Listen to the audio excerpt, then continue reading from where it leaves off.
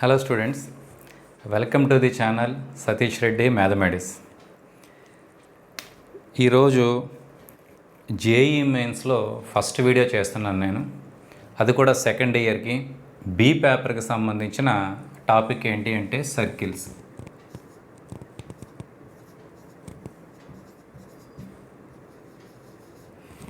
Second year start చేస్తున్నానమ్మా. ఇది first దాంట్లో బి పేపర్లో ఫస్ట్ టాపిక్ ఏంటి అంటే సర్కిల్స్.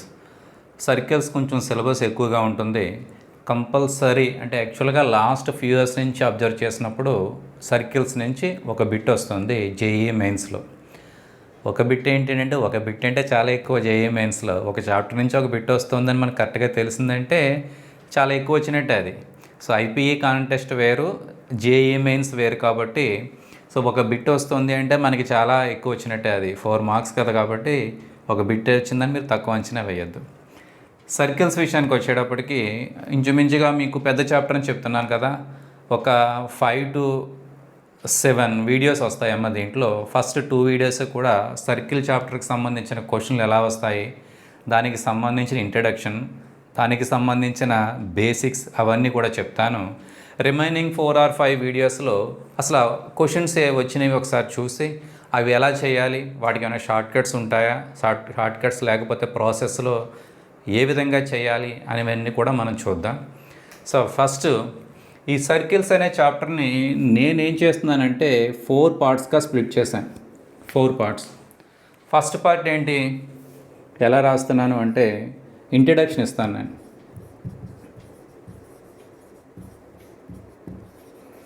ఇంట్రడక్షన్ మీన్స్ కేవలం ఒక సర్కిల్ డెఫినేషన్ అని కాదు, సర్కిల్కి సంబంధించిన ఈక్వేషన్స్, ఆ ఫార్మేషన్ ఎలా అవుతుంది, సర్కిల్ ఈక్వేషన్స్లో ఉన్న ఈ నెంబర్ ఆఫ్ మోడల్స్ ఏంటి, కర్డ్స్ అంటే ఏంటి, కర్డ్ ఆఫ్ కాంటాక్ట్, ఇలా దానికి సంబంధించిన సర్కిల్ చాప్టర్కి సంబంధించిన మెయిన్ ఇన్ఫర్మేషన్ అంతా కూడా ఇస్తాను. సెకండ్ ఏంటి అంటే జామెట్రిక్ రిలేషన్. జామెట్రికల్ రిలేషన్ అంటే ఏంటి, ఒక ట్రయాంగిల్లో సర్కిల్ ఇచ్చినప్పుడు ప్రాబ్లమ్స్ ఎలా చేయాలి, సర్కిల్లో ట్రయాంగిల్ ఇచ్చినప్పుడు ఎలా చేయాలి, అలా కాకుండా ఒక స్క్వేర్లో సర్కిల్ ఇచ్చినప్పుడు లేదా సర్కిల్లో స్క్వేర్ ఇచ్చినప్పుడు అలా సర్కిల్తో పాటుగా ఒక డయాగ్రామ్ ఎడిషనల్గా ఇస్తూ ఉంటుంది. ట్రయాంగిల్ కావచ్చు, స్క్వేర్ కావచ్చు, మరలా సర్కిలే కూడా కావచ్చు, సర్కిల్లో మళ్ళీ సర్కిల్ అవ్వచ్చు. సో ఇంటర్లింక్ ఇచ్చే డయాగ్రామ్స్ అన్నీ కూడా అంటే ఒక రెక్టాంగిల్లో కానీ, స్క్వేర్లో కానీ, అదేవిధంగా ట్రయాంగిల్లో కానీ సర్కిల్స్ ఇచ్చినప్పుడు లేదా సర్కిల్లో ఆ పైన చెప్పినవన్నీ ఇచ్చినప్పుడు ప్రాబ్లం ఎలా చేయాలి, వాటికి ఏమైనా షార్ట్ కట్స్ ఉంటాయా, ఫార్ములాస్ ఉంటాయా, అవన్నీ కూడా సెకండ్ దాంట్లో చూద్దాం. సెకండ్ పార్ట్ కొంచెం ఇంపార్టెంట్, ఈజీగా ఉంటుందంటే నా ఉద్దేశం తక్కువ ఉంటుంది, కొంచెం ఇంట్రెస్ట్గా వింటే ఈజీగా మార్క్స్ వస్తాయి. థర్డ్ కేటగిరీ ఎలా స్ప్లిట్ చేసామంటే ట్యాంజెంట్స్. ఒక సర్కిల్కి ట్యాంజెంట్ ఏ ఫార్మేట్లో ఉంటుంది, ఎలా వస్తుంది, ఏంటి, అలా 2 సర్కిల్స్ ఇస్తే కామన్ ట్యాంజెంట్స్ ఎన్ని ఉంటాయి, వాటికి సంబంధించిన ప్రాబ్లమ్స్ ఎలా ఉంటాయి అనే కాన్సెప్ట్ అంతా కూడా థర్డ్ పార్ట్లో చూద్దాం. ఇది ట్యాంజెంట్స్ రిలేటెడ్ మాట. లాస్ట్ ఫోర్త్ ఏంటంటే system of circles. Fourth part ఏంటి, system of circles. System of సర్కిల్స్లోనే ఆర్థోగనాలిటీ కూడా కవర్ చేసేస్తాం. మొత్తం ఆర్థోగనాలిటీ, నంబర్ ఆఫ్ సర్కిల్స్ ఇచ్చినప్పుడు వాటి మీద ఆపరేషన్స్ ఏంటి, ప్రాబ్లం ఇచ్చినప్పుడు ఎలా చేయాలి. సో రిమైనింగ్ పార్ట్ అంతా కూడా సిస్టమ్ ఆఫ్ సర్కిల్స్లో వచ్చేస్తుంది. ఫస్ట్ ఇంట్రడక్షన్ పార్ట్ ఇస్తాను. ఇంట్రడక్షన్ పార్ట్ అయిన తర్వాత జామెట్రికల్కి సంబంధించిన ప్రాబ్లమ్స్ కొన్ని చూద్దామంటే ముందు మీకు ఫార్ములాస్ ఇచ్చేస్తాను. ఫార్ములాస్ అన్నీ అయిపోయిన తర్వాత దానికి సంబంధించిన క్వశ్చన్స్ మనం చేస్తే ఈజీగా అర్థమవుతుంది. జనరల్గా జేఈ మెయిన్స్ కాన్సెప్ట్ ఎలా ఉంటుందంటే చెప్పేవాళ్ళు ఎలా చెప్తారంటే డైరెక్ట్గా క్వశ్చన్ రాసేస్తారు. క్వశ్చన్ రాసిన తర్వాత దాన్ని ఎక్స్ప్లెయిన్ చేసి దానికి షార్ట్ కట్ ఉంటే షార్ట్ కట్ లేదా మామూలు ప్రొసీజర్లో మనం చేయడం చూసాం. అలా కంటే ముందు మనం కంప్లీట్గా ఆ చాప్టర్ గురించి ఇన్ఫర్మేషన్ తెలుసుకుందాం. దానికి ఏమన్నా ఫార్ములాస్ ఉన్నాయా, ఫార్ములాస్ మనం నోట్ చేసుకుందాం. నోట్ చేసిన తర్వాత ప్రాబ్లం స్టార్ట్ చేద్దాం. అటువంటప్పుడు అలా చేసినప్పుడు కొంచెం ఈజీగానే ఉంటుంది. అక్కడ ఎడిషనల్గా ఏమైనా చెప్పవలసి వచ్చినప్పుడు ఆ ప్రాబ్లమ్స్ దగ్గర చెప్తా. అన్ని పాయింట్స్ ముందు చెప్తే మీకు గుర్తుండదు కూడా. మెయిన్ బేసిక్ పాయింట్స్ చెప్తాను, రిమైనింగ్ పాయింట్స్ అన్నీ కూడా ప్రాబ్లం చేస్తున్నప్పుడే చూద్దాం. సో ఫస్ట్ మనం ఎక్కడికి వెళ్ళిపోదాం, ఇంట్రడక్షన్ పార్ట్కి వెళ్ళిపోదాం. సర్కిల్స్లో ఇంట్రడక్షన్ పార్ట్కి వెళ్దాం. సో ఆల్రెడీ మీకు ఐపీఈలో ఈ సర్కిల్ చాప్టర్ అయిపోతేనే నేను చెప్తుంది అర్థమవుతుంది. మీరు డైరెక్ట్గా సర్కిల్ అసలు వినకుండా ఈ జేఈ మెయిన్స్లో ఈ వీడియో మీరు చూసినా పెద్దగా ఉపయోగం ఉండదు, అర్థం కాదు కూడా. సో మీ కాలేజీలో మీ క్లాసులో అవి అయిపోయి ఉంటే సర్కిల్స్ మెయిన్స్ గురించి ఈ వీడియో చూడండి, లేకపోతే అనవసరం, మీకు తెలియదు కూడా. సరే, సర్కిల్ డెఫినేషన్ విషయానికి వచ్చేటప్పటికి మీరు ఆల్రెడీ నేర్చుకుని ఉంటారుగా. డెఫినేషన్ ఏంటి? ఒక ఫిక్స్డ్ పాయింట్ తీసుకోమని చెప్తాడు, ఒక ఫిక్స్డ్ లెంత్ తీసుకోమని చెప్తాడు. ఈ పాయింట్ నుంచి ఆ ఫిక్స్డ్ లెంత్ మీరు ఇక్కడ మార్క్ చేసినప్పుడు ఆ ఎండింగ్ పాయింట్ ఉంటుంది కదా, ఎండింగ్ పాయింట్ని హైలైట్ చేయండి.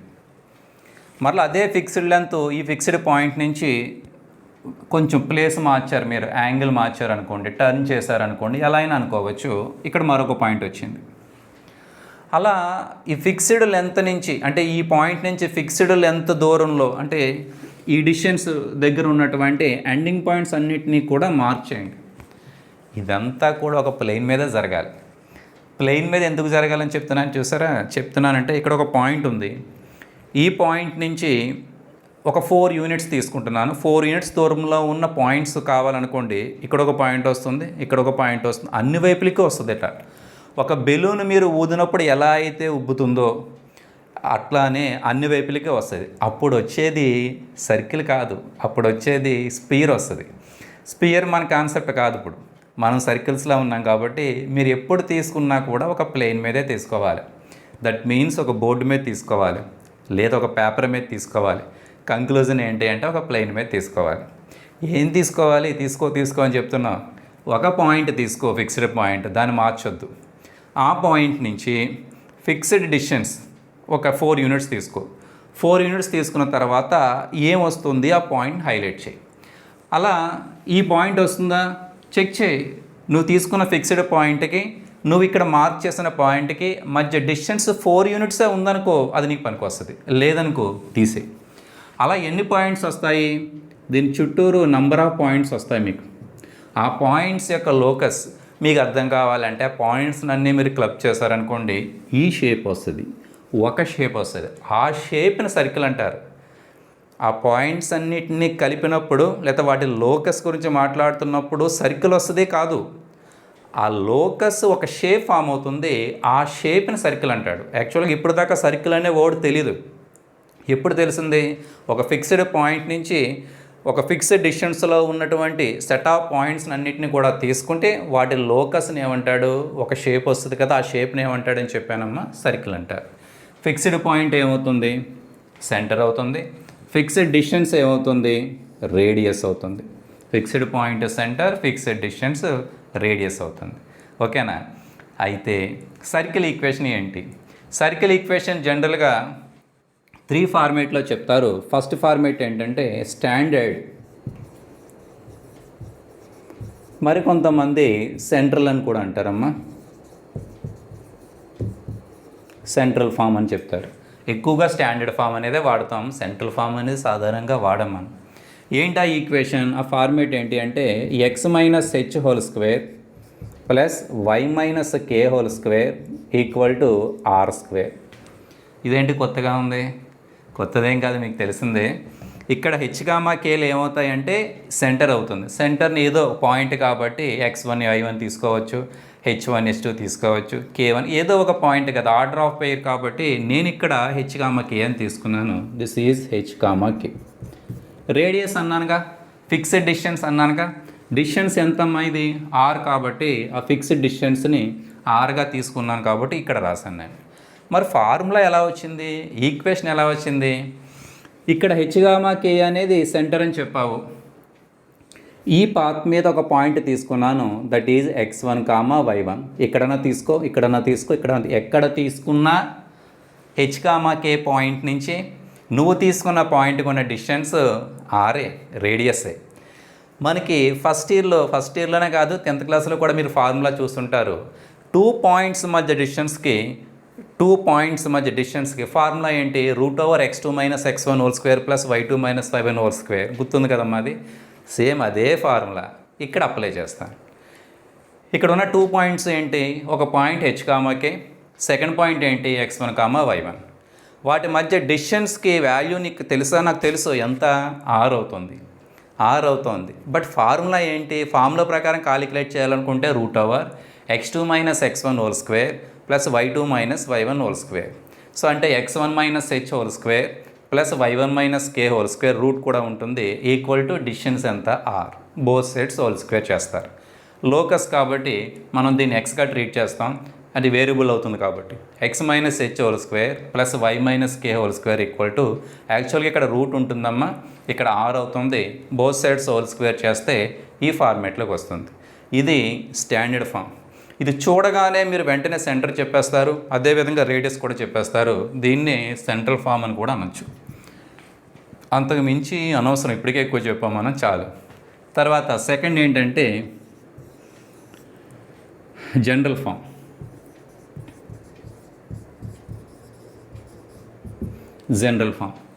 జనరల్ ఫామ్ అంటే అది ఎక్కడి నుంచో రాదు, వీటి నుంచే వస్తుంది. ఇది a-b², ఇది కూడా a-b² ఫార్మేట్లో ఉంది కదా. దాన్ని ఎక్స్పాండ్ చేసామనుకోండి, a² plus b² minus 2ab. అదే ఫార్ములా ఇక్కడ కూడా a² plus b² minus 2ab. Both sides కూడా ఆ ఫార్ములా మీరు ఎక్స్పాండ్ చేసినప్పుడు వచ్చే వాల్యూలో ఉండేవి ఏంటంటే x² టర్మ్స్ ఉంటాయి, y² టర్మ్స్ ఉంటాయి, x టర్మ్స్ ఉంటాయి, y టర్మ్స్ ఉంటాయి, కాన్స్టెంట్ కూడా ఉంటుంది. ఈ ఫార్మేట్లోకి వస్తుంది. నువ్వు క్వశ్చన్ అడగచ్చు, ఇదేంటి ఇక్కడ జిఎఫ్లు కదా, ఇక్కడేమో హెచ్కేలు ఉన్నాయి, ఎందుకు మార్చేసామని. దీన్ని ఎక్స్పాండ్ చేసినప్పుడు ఇక్కడ కొన్ని చోట్ల మైనస్లు వస్తూ ఉంటాయి. సో ఫార్ములా గుర్తుపెట్టుకుంటాం, కానీ ప్రాబ్లం చేసే విధానంలో కానీ ఫ్లెక్సిబిలిటీ గురించి వాడు ముందే ప్లస్లుగా రాస్తాడు, అన్ని ప్లస్లే రాస్తాడు అంతే. అంటే ఇక్కడ యాక్చువల్గా -h వస్తుంది, ఇక్కడ -k వస్తుంది. దాన్ని వాడు సింపుల్గా +g అని, -hని +g అని, -kని +f అని వాడు తీసుకున్నాడు అంతే. సో దీని నుంచి మాత్రమే జనరల్ ఫామ్ వస్తుంది, ఎక్కడి నుంచో రాదు. కొంతమంది ఏం చెప్తారంటే general form second degree equation నుంచి కూడా చెప్తారు. సెకండ్ డిగ్రీ ఈక్వేషన్ అంటే ax² plus by² plus 2hxy plus 2gx 2fy plus c = 0. Second degree equation ఇది. మీరు ఫస్ట్ ఇయర్లో నేర్చుకుంటారు. పెయిర్ ఆఫ్ లైన్స్ వచ్చిన చోట ఇవి వస్తుంది మీకు. స్ట్రైట్ లైన్స్ అయిన తర్వాత పెయిర్ ఆఫ్ లైన్స్ ఇటువంటి ఈక్వేషన్స్ వస్తుంది. ఈ ఈక్వేషన్లో కొన్ని వాల్యూస్ మిస్ అవుతున్నాయి అనుకోండి. For example a b h values 0 అయిపోయాయి అనుకోండి. A value 0, b value 0, h value 0 అయింది అనుకోండి. ఇంకా ఎన్ని టర్మ్స్ మిగులుతాయి మీకు? 3 టర్మ్స్ మాత్రమే మిగులుతాయి. ఏంటి ఆ terms? 2gx that means x term, 2fy y term plus constant. అంటే x term, y term, constant ఉంటే దాన్ని లైన్ అంటారు. లైన్ ఈక్వేషన్, స్ట్రైట్ లైన్ అవుతుంది. అంటే ఇక్కడ ఇచ్చిన ఈక్వేషన్లో కొన్ని జీరోలు అవుతుంటే ఆ వచ్చే డయాగ్రాములు మారుతూ ఉన్నాయి. ఒక్కొక్కసారి లైన్ రావచ్చు, ఒక్కొక్కసారి స్ట్రైట్ లైన్స్ రెండు లైన్స్ రావచ్చు, అలా మారుతూ ఉంటాయి. వాడేం క్వశ్చన్ అడుగుతున్నాడు అంటే ఏవి మిస్ అయితే, ఏమి లేకపోతే, ఏమి జీరోలు అయితే నువ్వు ఎలా అయినా అనుకోవచ్చు. ఈ second degree equation general equation అవుతుంది. చూడండి ఇక్కడ ఎలా అవుతుంది. ఇక్కడ జనరల్ ఈక్వేషన్ మీరు ఐడెంటిఫై చేసినప్పుడు అందులో XY లేవు, ఎక్స్లు వైలు ఉన్నాయి, XY లేదు. ఇక్కడ XY ఉంది కదా, అంటే ముందు H 0 అవ్వాలి. ఇది ఒక ఫస్ట్ పాయింట్. H 0 అయి ఉండాలి. ఇందువల్ల XY అనేది కనిపించకూడదు అసలు. XY ప్రక్కన రాకూడదు, ఒకే టర్మ్లో రాకూడదు, రెండు మల్టిప్లికేషన్ జరగకూడదు. కాబట్టి H 0 తీసుకున్నాడు. తర్వాత ఏంటి, ఇక్కడ మీరు అబ్జర్వ్ చేశారా, x² ముందు ఎంతైతే ఉందో y² ముందు కూడా అంతే ఉంది. రెండు ఈక్వల్గా ఉన్నాయి. రెండు 1లే ఉండాలని కాదు, రెండు 2లు కూడా ఉండొచ్చు. 2లు ఉన్నాయనుకోండి, 2తో డివైడ్ చేస్తారు, మళ్ళీ 1గా మారిపోతుంది. ఎంత ఉన్నా పర్వాలా, బట్ రెండు ఈక్వల్గా ఉండాలి. సెకండ్ కండిషన్ ఏంటి అంటే a = b అవ్వాలి. ఇవి రెండు ఈక్వల్ అవ్వాలి. x² value, y² value, that means x² coefficient, y² coefficient equal అవ్వాలి. ఖచ్చితంగా ఉండాలి. ఈక్వల్ అయితే రెండు జీరోలైనా ఈక్వల్ అయిపోతాయి. అంటే ≠ 0 కూడా కావాలి. అది second condition. What about third condition? Third condition ఏంటంటే g square plus f square minus ac greater than or equal to 0. ఇదే ఎక్కడి నుంచి వచ్చింది మరలా కొత్తగా రాసావు అని మీరు అడగవచ్చు. ఇది ఎక్కడి నుంచి వచ్చింది అంటే నీ ఇష్టం వచ్చినట్టుగా రాసేస్తే కుదరదు. మీకు ఎలా చెప్పాలి? ఓకే, ఒక బెలూన్ తీసుకున్నారు, కొద్దిగా గాలి వదిలేస్తారనుకోండి సైజ్ తగ్గుతుంది, ఇంకొంచెం తగ్గుతుంది, ఇంకొంచెం వదిలేస్తారు తగ్గుతుంది, అలా సైజ్ తగ్గుతూ వస్తుంది. సైజ్ అంటే ఏంటి? అక్కడ రేడియస్ తగ్గుతూ వస్తుంది. 10 యూనిట్స్ అన్నాను అనుకోండి, ఒక పెద్ద సర్కిల్ వచ్చింది. 3 యూనిట్స్ అన్నాను అనుకోండి, చిన్న సర్కిల్ వస్తుంది. 1 యూనిట్ అన్నాను అనుకోండి, ఇంకా చిన్న సర్కిల్ వస్తుంది. 0.1 యూనిట్స్ అని అనుకోండి, ఇంకా చిన్న సర్కిల్ వస్తుంది. 0 అన్నాను అనుకోండి, పాయింట్ వస్తుంది. అసలు సర్కిల్ కనిపించదు, పాయింట్ వస్తుంది. పాయింట్ సర్కిల్ అంటారు దాన్ని. మరి -4 యూనిట్స్ అన్నాను అనుకోండి, అసహ్యంగా ఉంటుంది, అవునా? -4 ఏంటి? మీరు ఎక్కడికైనా వెళ్ళి -4 యూనిట్స్ అన్నారనుకోండి, విచిత్రంగా చదువుతాడు వాడు. బయటికి వెళ్ళి ఏమన్నా ఒక ఫ్రూట్స్ తీసుకోవాలనుకోండి, యాపిల్స్ తీసుకోవాలి, -2 kgs యాపిల్స్ ఇవ్వండి అన్నాడు అనుకోండి, ముందు వాడు వెళ్ళిపోమంటాడు. మనం తర్వాత మాట్లాడుకుందాం, మీరు వెళ్ళిపోండి అని చెప్తాడు. సో అక్కడ ఉద్దేశం ఏంటి? నెగిటివ్ నెంబర్ ఉండకూడదు, అది డిస్టెన్స్కి సంబంధించింది. ఆ కండిషన్ ఇది చెప్తుంది. అసలు ఈ కండిషన్ ఎలా వచ్చిందో కూడా చెప్పచ్చు. ప్రస్తుతానికి మనకు అంత అవసరం, ఐపీఈ అయితే ఇంకా వివరంగా చెప్తున్నాయి. So g square plus f square minus ac అనేది నీకు ఏం చెప్తోంది? ఆ సర్కిల్కి సైజు ఉంటుంది, నెగిటివ్ నెంబర్ రేడియస్గా తీసుకోవద్దు. 0 తీసుకున్నా కూడా పర్వాలేదు, ఈక్వల్ టు ఉంది కాబట్టి. గ్రేటర్ దాన్ తీసుకున్నా పర్వాలేదు, ఒక సైజు ఉంటుంది, దానికి ఒక రేడియస్ ఉంటుందని ఈ కండిషన్ చెప్తుంది. ఫస్ట్ కండిషన్ ఏం చెప్తుంది? అసలు XY అనేది ఉండకూడదురా బాబు అన్నదేమో ఫస్ట్ కండిషన్ చెప్తుంది. ఈ కండిషన్లు 1, 2, 3 ఎలా వేసుకున్నా పర్వాలా. ఈ కండిషన్ ఏం చెప్తుంది? x² కోవిషెంట్ ఈక్వల్ టు y² కోవిషెంట్ అవ్వాలి, బట్ రెండూ ఉండాలి, అంటే 0 మాత్రం కాకూడదని చెప్తుంది. సో మొత్తం మీద జనరల్ ఫామ్ ఇది అవుతుంది. తర్వాత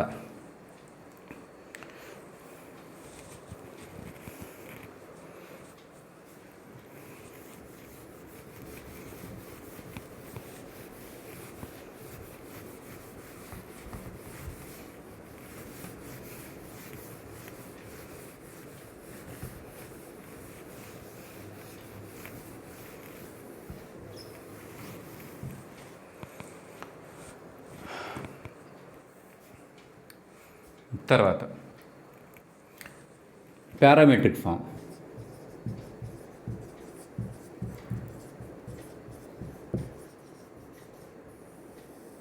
ఇది మీరు రెగ్యులర్గా వింటున్న వర్డే.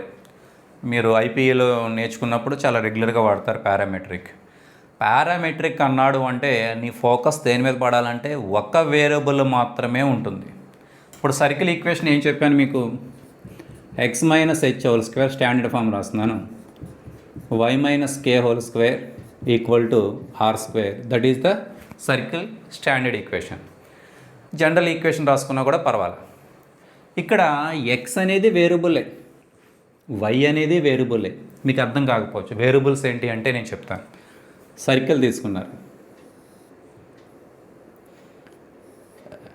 సర్కిలా లేకపోయినా కంగారు పడద్దు, అది సర్కిల్. అది సర్కిల్ మీద ఇక్కడ ఒక పాయింట్ తీసుకున్నారనుకోండి, అది 1, 2 అనుకోండి.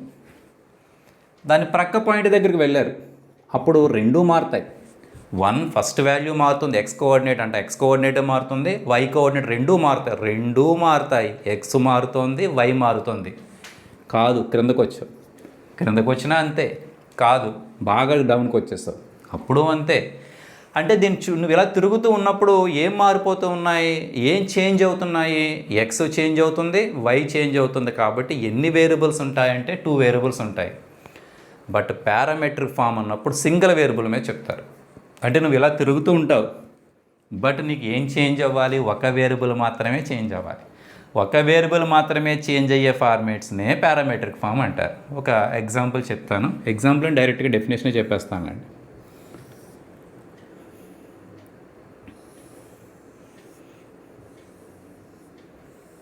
కోఆర్డినేట్స్ ఏం తీసుకోని అవసరం లేదు, జస్ట్ రఫ్ డయాగ్రామ్గా వేసానంతే. సర్కిల్ ఉంది, సర్కిల్లో ఫస్ట్ ఇక్కడ ఉన్నాడు, ఇక్కడి నుంచి కొంత దూరం ట్రావెల్ చేశాడు, ఇక్కడికి వచ్చాడు. ఎంత దూరం ట్రావెల్ చేశాడు అంటే యాంగిల్ పెట్టి కూడా చెప్పచ్చు. ఒక 15 degrees ట్రావెల్ చేశాడు. 15 degrees ఇక్కడ నుంచి ఇక్కడికి 15 degrees ఉంది, కాదు 20 degrees ఉంది, కాదు 30 degrees ఉంది. అంటే θ degrees చేంజ్ అయింది వాడికి. ఇక్కడ ఉన్నది 0 అనుకుంటే రెస్ట్ పొజిషన్లో థీటా డిగ్రీస్ మూవ్ అయ్యాడు. అప్పుడు ఇక్కడ కూడా పాయింట్లు మారుతాయి కదా. ఆ మారే పాయింట్స్ని ఎలా కాలిక్యులేట్ చేస్తామంటే ట్రిగనామెట్రీ ప్రాసెస్ని ఉపయోగించి కాలిక్యులేట్ చేస్తాడు వాడు. సో అప్పుడు ఎక్స్ వాల్యూ ఏమవుతుందంటే x equal to h plus radius r కదమ్మా, r cos theta, y equal to k plus r sine theta. ఏంటి ఇక్కడ హెచ్ కామా కే అనేది సెంటర్ అవుతుంది, ఇక్కడ స్టార్ట్ అయ్యాడు అనే విధానం. ఈ లెంత్ ఆర్ అవుతుంది రేడియస్. థీటా ఎంత దూరంలో ఉంది ఆ పాయింట్, 15 డిగ్రీసా 20 డిగ్రీసా అని థీటా చెప్తుంది. మీకు ఇక్కడ ఏమైనా డౌట్ వచ్చింది అనుకోండి, ఎక్స్ వాల్యూ తీసుకొచ్చి ఇక్కడ రాయండి, ఎక్స్ వాల్యూ తీసుకొచ్చి ఇక్కడ రాస్తే, వై వాల్యూ తీసుకొచ్చి ఇక్కడ రాస్తే, ఎక్స్ వాల్యూ రాసినప్పుడు ఇక్కడ -h ప్లస్ h క్యాన్సిల్ అవుతుంది, వై వాల్యూ రీప్లేస్ చేసినప్పుడు -k ప్లస్ k క్యాన్సిల్ అవుతుంది, మిగిలేది r² cos² theta, r² sin² theta. So r² cos² theta, r² sin² థీటాలో నువ్వు r² కామన్ తీస్తే వచ్చే వాల్యూ ఏంటి అంటే cos² theta plus sin² theta అనేది 1 అని తెలుసు కాబట్టి r² ఈక్వల్ టు RHS సరిపోయింది. ఇక్కడ ఒక చిన్న డౌట్ అడగాలి, అలా అయితే ఇవి రివర్స్ రాసినా సరిపోద్ది కదా. R sine theta, r cos theta reverse రాసినా కూడా సరిపోద్ది. మరి అవి కూడా పారామెట్రిక్ ఈక్వేషన్సే కదా? కాదు. కారణం ఏంటంటే ఈ పాయింట్ని నువ్వు దేన్ని ఉపయోగించి కాలిక్యులేట్ చేస్తావు? ట్రిగనామెట్రీని ఉపయోగించి కాలిక్యులేట్ చేస్తావు. ట్రిగనామెట్రీకి ఉన్న రేషియోస్ ఉన్నాయి కదమ్మా, 6 రేషియోలో మెయిన్ రేషియోస్ 3 రేషియోస్ ఉంటాయి, సైన్ కాస్ ట్యాన్. వాటిని ఉపయోగించి కాలిక్యులేట్ చేసినప్పుడు ఈ ఎక్స్కి కాస్ థీటాయే వస్తుంది, వైకి సైన్ థీటాయే వస్తుంది. ఇక్కడ కాస్ థీటా, ఇక్కడ సైన్ థీటా. కాబట్టి ఎక్స్ వాల్యూ మనం చెప్పేటప్పుడు h plus r cos theta అనే చెప్తారు, వై వాల్యూ చెప్తున్నప్పుడు k plus r sine theta అనే చెప్పాలి. ఇంకా యాక్చువల్గా ఇది ఐబీ క్లాస్ అయితే ఇంకా వివరంగా చెప్పేస్తాం, ఇక r cos theta, r sine theta ఎలా వచ్చినాయి కూడా మనం చెప్పవచ్చు. ఇందులో వేరియబుల్ ఏమవుతుంది? హెచ్ కదా? కాదు. కేయా? కాదు, అవి ఫిక్స్డ్ పాయింట్. ఆర్ వేరియబుల్ అవుతుందా? ఆర్ అనేది రేడియస్, అది అసలు మారదు. ఏం మారుతుంది? థీటా మారుతుంది. థీటా ఈక్వల్ టు 1 డిగ్రీ రాస్తారనుకోండి, ఏదో ఇక్కడ పాయింట్ వస్తుంది. Theta equal to 2 degrees, 3 degrees, 4 degrees, 5, 6, 7, 6.1, 7, 8, 9, 11, 12, 118, 190, 360 వరకు వస్తుంది. అలా మారుతూ ఉంటే ఈ పాత్ మీద ఉన్న అన్ని పాయింట్స్ వచ్చేస్తాయి. వేరియబుల్ ఏమవుతుంది? సింగిల్ వేరియబుల్ థీటా అవుతుంది. కాబట్టి సో ఈ ఫార్మేట్ని, ఇదే కాదమ్మా, మీరు ఏ లెసన్లో ఉన్నా సరే పారామెట్రిక్ ఫార్మ్ అన్నాడు అంటేనే అక్కడ ఒక వేరియబుల్ మాత్రమే ఉంటుంది. ఒక వేరియబుల్ మాత్రమే ఉంటుంది కదా, నువ్వు చెత్త అంతా రాసేయకూడదు. ఈ ఈక్వేషన్ సాటిస్ఫై చేయాలి. సాటిస్ఫై చేసిందల్లా రాసేయకూడదు. ఆ ఈక్వేషన్ ఎలా వచ్చిందనే విషయం కూడా నువ్వు ఆలోచించాలి. అర్థమవుతుందా? ఇవి రివర్స్ చేసినా సరిపోతుంది, cos theta sine theta reverse చేసినా సరిపోతుంది, బట్ అది కరెక్ట్ కాదు. సో ఈ పాయింట్ ఎలా వచ్చిందనేది కన్సిడర్ చేయాలి. ఆ వచ్చిన తర్వాత మీరు క్రాస్ చెక్ చేసుకోండి, మీకు డౌట్ ఏమైనా ఉంటే దీంట్లో రీప్లేస్ చేసుకోండి. LHS ఈక్వల్ టు RHS సరిపోవాలి. That is parametric form.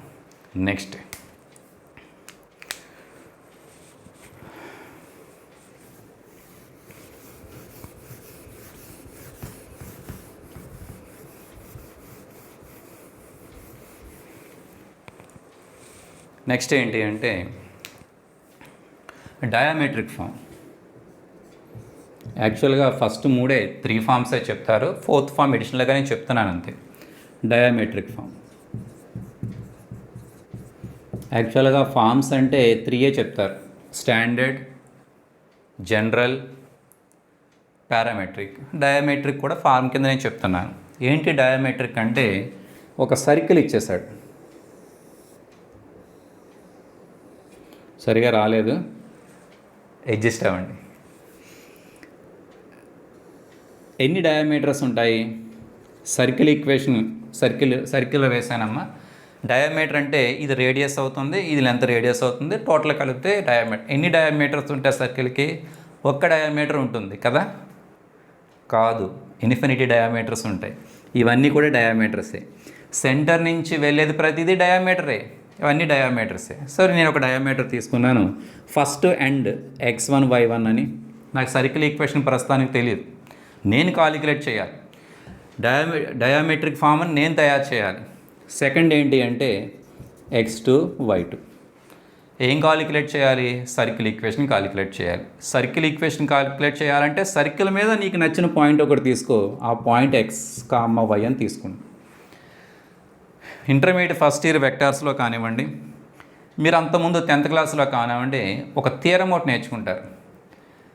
Angle in semi circle is 90 degrees అని. సెమీ సర్కిల్లో యాంగిల్ ఎంత ఉంటుంది? 90 degrees ఉంటుంది. అంటే నా ఉద్దేశం ఈ రెండింటిని ఇలా క్లబ్ చేశాను, ఈ 2 పాయింట్స్ని జాయిన్ చేశారు, ఈ 2 పాయింట్స్ని కూడా జాయిన్ చేశాను. వీటి మధ్య యాంగిల్ ఎంత ఉంటుందంటే 90 degrees ఉంటుంది. సో ఎప్పుడైతే 90 degrees వచ్చిందో ఈ లైను 90 degrees కాదు పర్పెండిక్యులర్గా ఉంటే, పర్పెండిక్యులర్గా ఉంది అంటే product of slope equal to -1 అవుతుంది. ఆ ఫార్ములా ప్రకారం, ఫార్ములా మీరేం గుర్తుపెట్టుకోక్కర్లేదు, మనకు కావాల్సింది గుర్తుపెట్టుకోండి. సర్కిల్ ఈక్వేషన్ ఏమవుతుందంటే x minus x1 x minus x2 y minus y1 y minus y2 equal to 0. ఇది డయామెట్రిక్ ఫామ్. దీన్ని మీరు ఎక్స్పాండ్ చేశారనుకోండి, అంటే మల్టిప్లికేషన్ చేశారనుకోండి, మీకు వచ్చేది మళ్ళీ జనరల్ ఫామే వస్తుంది. అన్నీ ఒకటే. జనరల్ ఫామ్ ఎక్కడి నుంచి వచ్చింది? స్టాండర్డ్ ఫామ్ నుంచి. అన్నీ కూడా ఒక చోట నుంచే వస్తాయి, బట్ అవి ఉండే విధానం వేరు. సో ఇక్కడ సర్కిల్ ఇచ్చాడు, డయామీటర్ యొక్క ఎండ్ పాయింట్స్ ఇచ్చాడు, డయామీటర్ యొక్క ఎండ్ పాయింట్స్ ఇచ్చాడు. కాబట్టి సర్కిల్ ఈక్వేషన్ కాలిక్యులేట్ చేయమంటే సర్కిల్ మీద ఏదైనా ఒక పాయింట్ x1 x, తీసుకుంటే సర్కిల్ ఈక్వేషన్ ఫార్ములా ఇది. ఫార్ములా ఎలా వస్తుంది అన్న దాని గురించి నేను ఇన్ఫర్మేషన్ అంతా చెప్పాను, ఎలా వస్తుంది. సో ఎప్పుడైతే సర్కిల్ మీద ఇటు సైడ్ కావచ్చు, ఇటు సైడ్ ఈ హాఫ్ కావచ్చు, సెకండ్ హాఫ్ కావచ్చు, ఆ పాయింట్ నువ్వు హైలైట్ చేసుకున్నావు కాబట్టి ఈ పాయింట్ని ఈ పాయింట్తో జాయిన్ చేస్తావు. అదే ఈ పాయింట్ని ఈ పాయింట్తో జాయిన్ చేస్తే ఇంతకుముందు నువ్వు నేర్చుకున్న థియరం ప్రకారం వాటి మధ్య యాంగిల్ 90 degrees అవుతుంది. కాబట్టి సో వాటి యొక్క స్లోప్స్, ప్రొడక్ట్ ఆఫ్ స్లోప్స్ -1 అవుతుంది. ఆ ఫార్ములా వాడుకుంటే ఈ ఫార్ములా వస్తుంది. ఏ formula? Diametric form of the circle equation వస్తుంది. సో మీకు 4 ఫార్మ్స్ చెప్పాను కదమ్మా. తర్వాత మరొకటి చెప్తాను.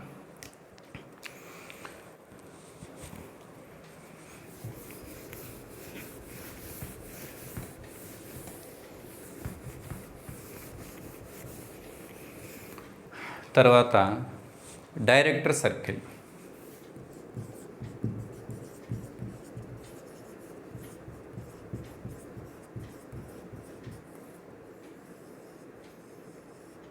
డైరెక్టర్ సర్కిల్ యాక్చువల్గా ఇది ఎక్కడో చివరి ఉంటుంది. మనకి నా ఆర్డర్ ప్రకారం, ఇది నాకు సంబంధించిన ఆర్డర్, ఇది నా ఆర్డర్ ప్రకారం ముందు చెప్పేస్తాను.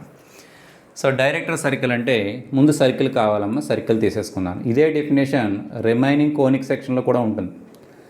సర్కిల్ అనేది కోనిక్ సెక్షన్లో ఫస్ట్ పార్ట్.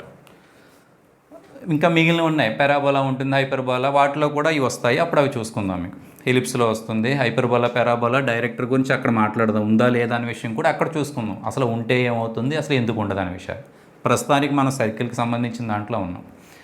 సో వాడేం చెప్తున్నాడు అంటే, ఒక ఈ షేప్లో 2 స్టిక్స్ తీసుకోండి, స్క్రూతో బిగించేసేయండి. వాటి మధ్య 90 degrees ఉండేటట్టు బిగించేసేయండి, ఇంక కదలకూడదు, అట్లా ఉండాలి. అలా ఉన్న తర్వాత సర్కిల్ వీడి దగ్గర తీసుకొచ్చినా పర్వాలా, పోనీ సర్కిల్ మూవ్ చేయడం ఎందుకు, వాల్యూస్ అన్నీ మారిపోతాయి. వీడినే వీడి దగ్గర తీసుకురండి. ఈ రెండు ఇక్కడ ఒక స్టిక్ ఫార్మేట్లో ఉంది కదమ్మా, రైట్ యాంగిల్ షేప్లో ఉంది కదా, దాన్నే తీసుకొస్తారు. అంటే ఈ షేప్లోకి వస్తుంది. దీన్నేమో ఇట్లా పెట్టాను, అంటే యాంగిల్ ఎంత ఉంటుంది, 90 degrees ఉంటుంది. అప్పుడు ఈ ఇంటర్సెక్టింగ్ కామన్ పాయింట్ని నేను హైలైట్ చేస్తాను.